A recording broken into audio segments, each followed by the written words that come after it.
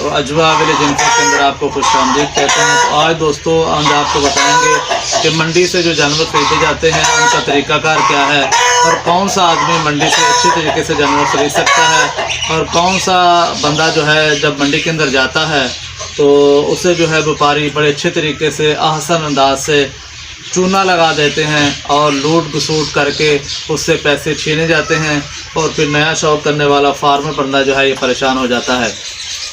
जो ही साहिब आप मंडी के अंदर जाएंगे, जैसे शाहपुर कांजरा की मंडी है, आप गुजरात मंडी के अंदर जाते हैं, आप चक मदरसा जाते हैं, आप डेरा गाजी खान के अंदर जाते हैं, तो तकरीबन सारी मंडियों के अंदर एक ही जैसे व्यापारी जो हैं ये सारी मंडियों को विज़िट करते हैं। अगर कोई मुंदरे ला रहा है तो वो भी सारी मंडियां घूमता है, किसी के पास राजनपुरी माल है तो वो भी सारी ही मंडियां करते हैं। और आजकल के दौर के अंदर ये आजकल वैसे तो महंगाई है, हम कहते हैं कि चीज़ महंगी है, लेकिन उन्हें बहुत ज़्यादा रेट बढ़ा दिए हैं।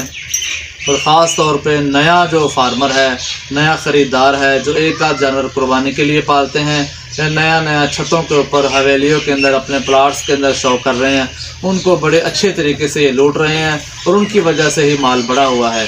ये हम लाहौर मंडी से शाहपुर कांजरा से ख़रीदारी करके लाए हैं।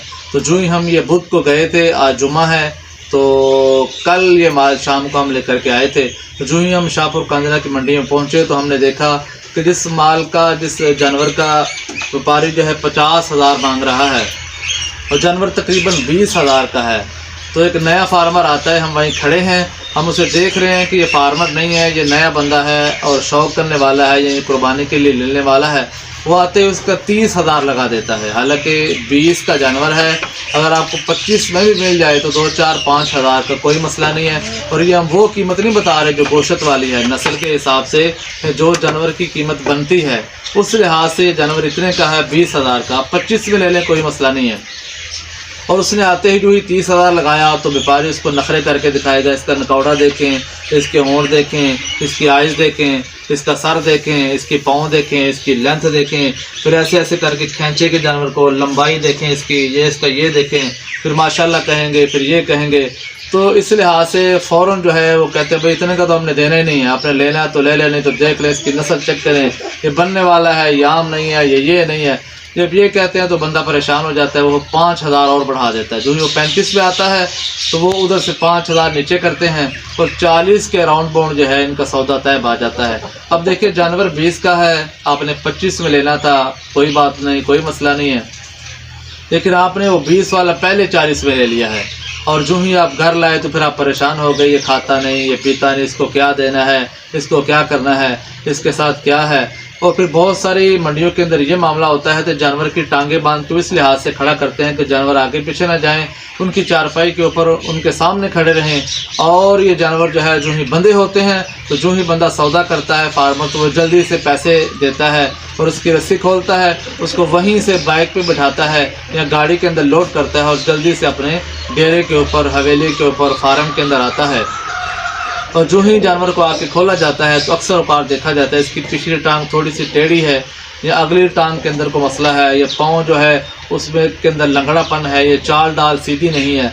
ये सारी चीज़ें जो हैं बंदे को दोबारा फिर एक दफ़ा परेशान करती हैं। इस लिहाज से भाइयों मंडी के अंदर जो बंदा भी ख़रीदारी करे तो देखभाल के समझदारी के साथ मुज़ाहरा करें।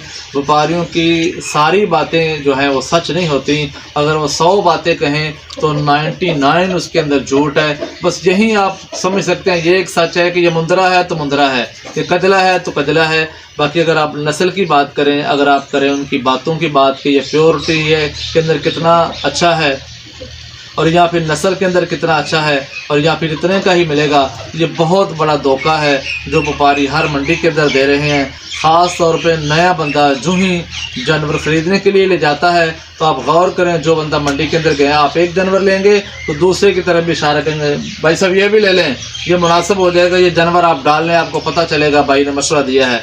ऐसी आपके साथ थोड़ी सी हमदर्दी वाले एक दो जुमले बोलेंगे, आप उस तरफ ही माइल हो जाएंगे। तो आप जो दो साथी गए हैं दोनों एक दूसरे से पैसे लेके दूसरा जानवर भी ख़रीद लेंगे। उन्हें ये पता है कि जिस कीमत के अंदर आपने उनका जानवर ख़रीदा है और कोई बंदा इस कीमत के अंदर इनका ये जानवर नहीं खरीदेगा। और जो नया फार्मर होता है उससे पता है, उसके दिल में ये होता है कि मैंने 2-4 हज़ार महंगा ख़रीदा है, हालांकि उसने 20 का जानवर 40 में ख़रीदा है और उसकी नस्ल भी इतनी खासी खातर नहीं है, वो इतनी बढ़ोतरी वाला जानवर या बनने वाला जानवर नहीं है। तो भाइयों, इन मंडियों के अंदर जाके आपने इन बातों का ख़ास ख्याल रखना है। लेन देन के अंदर आपने रेट जो है ये अच्छे तरीके से लगाना है।